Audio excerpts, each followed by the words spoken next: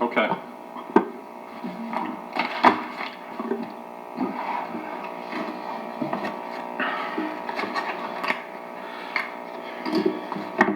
Jason, I think whenever you're ready. Okay, give me a sec here. Got things open.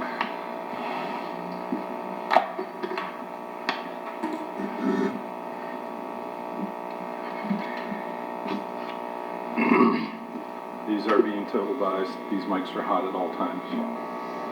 And just anybody that's watching from home, just want to let you know this is the first of 3 budget meetings. Just to be in compliance with the governor's order.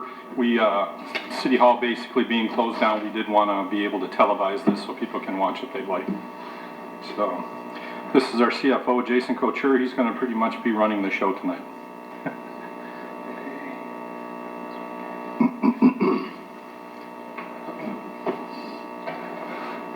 Okay, thank you, Mr. Chairman. Okay, we're going to get started here.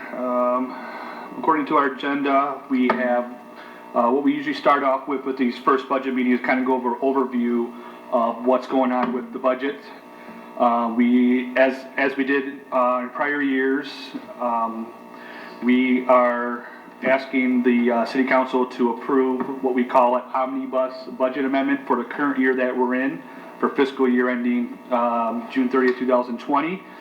And we're also asking for the approval of the fiscal year 2021 budget as well. So on the screen, I'm going to bring up the overview document that was sent out, and it's also available on the city's website.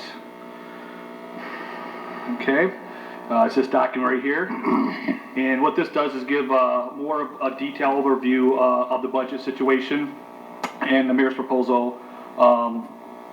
And it gives more detail in the back as well. So just kind of, I'm going to go over a glance of the current year budget, the fiscal year 2021. And as you will see in the mayor's letter, and also you will see throughout this document, the one constant you're going to see is COVID-19.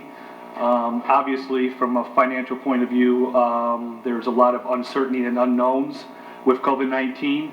One of the larger revenue sources for the city's general fund is state sharing revenue. State sharing revenue is based on sales tax collections. So if the sales tax collections are down or are reduced, that's obviously going to have an effect on our state sharing revenue. And we'll go over the revenue later on in this presentation. But again, the one thing is that there's a lot of uncertainty, a lot of unknowns when it comes to the COVID-19 and its effects on the financial situation for the city.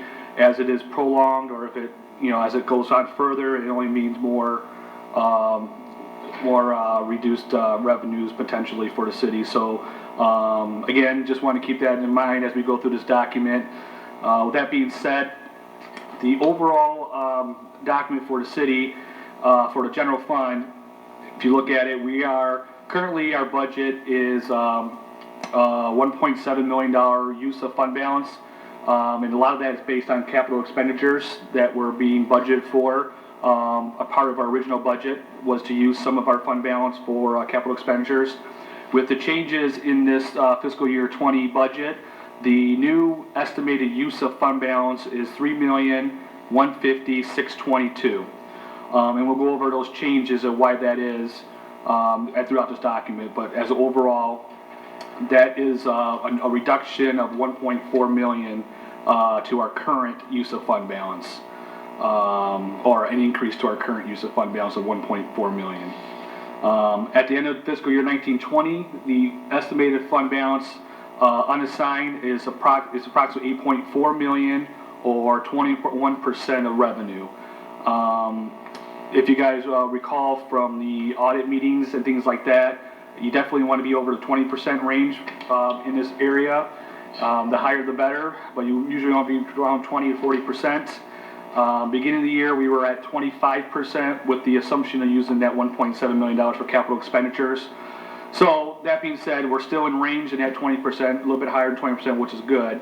And over the past 5-6 years, accumulating that fund balance is essential and will help the city get through this this pandemic and see what happens with it financially. So again, but we still just got to be, cognitive, can't even speak, but just got to be aware of the potential items that could arise from this reduced revenue from this pandemic. So that being said, just a couple of things to highlight on the revenue side. The largest reduction is approximately $1.1 million reduction in the court fines and forfeitures revenue area, and that's specifically related to the tickets. And according to the chief, like I said, the ticket volumes and things like that are expected to be significantly lower next month or two, which is the result of that reduction in our estimated revenue. So approximately $1.1 million reduction in ticket revenue. And if anybody's got any questions, please interrupt me as I go through. So, just so that people understand what you're talking about, this is a projection. Is this the police chief's projection of what may occur? Based on, like I said, based on like what we did is we took a percentage decrease based on how many weeks of that low volume based on the police chief's estimate. So yes, and keep in mind these are all estimates. We try to be as conservative as possible, but do your due diligence on trying to, like I said, keep an eye on how the revenues come in and be able to act fast is crucial with a situation that we're in right now with the pandemic. So we believe that the $1.1 million decrease is sufficient based on the current circumstances, but that could change. It changes weekly, so we'll keep an eye on it. The other reduction is state sharing revenue. Like I mentioned before, with the reduced state sales tax estimated, we were reducing approximately $345,000 out of state grants, and all that is related to the state sharing revenue. There was an increase in another state source, but it wasn't related to state sharing revenue. But ultimately, we were looking at a 5% reduction in state sharing revenue. So hopefully that 5% stays intact. It's not, it's not more than that as a reduction. So, but again, we don't even know what the effect of March was because those numbers won't come out for another few weeks. So once we know how the March month went, then we can hopefully do a better estimate of the state sharing revenues, and the state has not updated any estimates yet this time either. So keeping a close eye on all that information. If something drastically changed, we will definitely bring it back to council for consideration and things like that. So on the other revenues, charges for services revenue decrease approximately $418,000. $300,000 of the decrease is related to the revenues at the Sportsplex. Just like sales revenue for our state sharing revenue, that with the TSX being closed because of the pandemic, the revenue estimation is expected to go down, and that's what that reduction was for. And the charges for services was mainly related to the TSX shutdown. So, and those are based on estimated numbers from the department with a small percentage decrease based on the pandemic. So, like I said, those were those are large reductions to the revenue, and those large reductions to the revenues were offset by a large increase to other revenue, and approximately $500 and some $1,000 increase is related to refunds and rebates that we received from insurance carriers. That we every year that number fluctuates up and down, and this year we actually received the money in, so we were more than budgeted, and so we can increase the budget based on that. And then also there was another increase in fund reimbursements related to building and grounds that helped out that a lot. So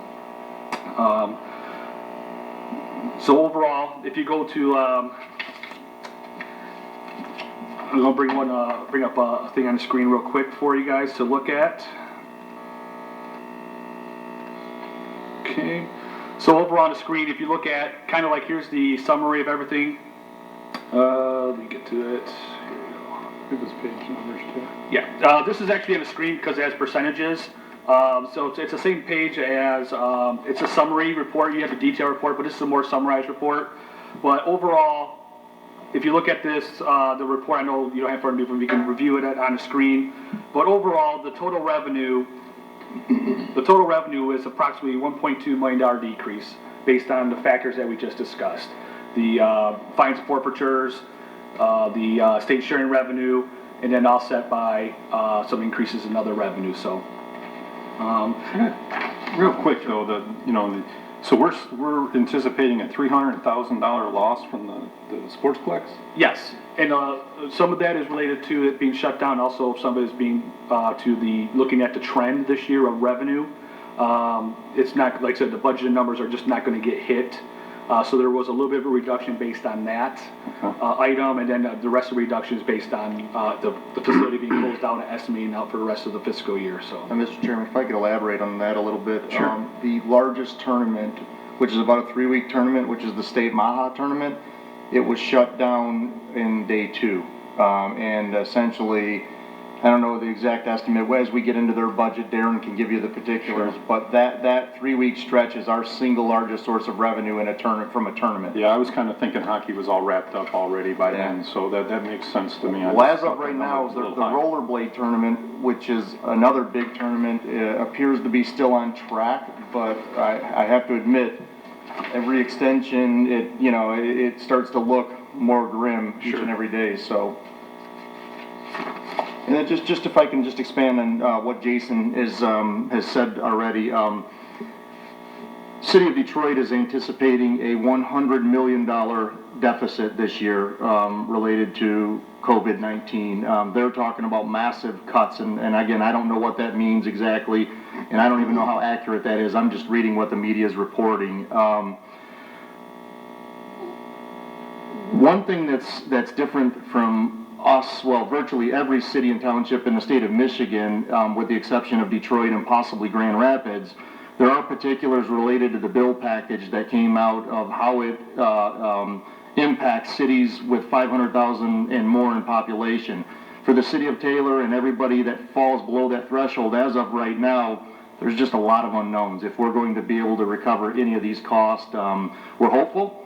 We keep hearing that the fourth bill package that's supposed to be coming out soon looks like the third package, but on steroids. We don't know what that means. All we can do is look at what's been approved to date and tell you that it really is silent as it relates to the city of Taylor. So what you'll see here is a very cautious budget, we prepared for a rainy day, and the rainy day is here. So as we go forward, and also if there are, like I said, I tried to provide the reports. We have the detailed overview, and then we have the summary report, and then I also did some internal reports for you guys that Michelle sent out or printed off for you guys too. So with this overview, I just kind of, of the summary, I have it on the screen here because this report gives me percentages. So if there's a report that you guys want to see, let me know. I'll send it to you guys, not a problem. You guys do have access to the budget system. But without the training, like I said, the licenses are there, but we just haven't made them live yet. So next budget cycle, you guys will definitely have more hands-on approach to the Oracle planning system. So, but let me know, like I said, if you see a report that I bring up on the screen that you guys want to see, let me know. Not a problem. So we talked about the revenue, and then with the expenditures, total expenditures are expected to increase 123,000 overall. And some of the highlights, and going back to the detail, some of the highlights on the thing is for the assessing department went down about 16%, and that was the savings from doing and hiring the WCA company to come in and take over the assessing services. So that's what's reflected in the current year savings on the expense side.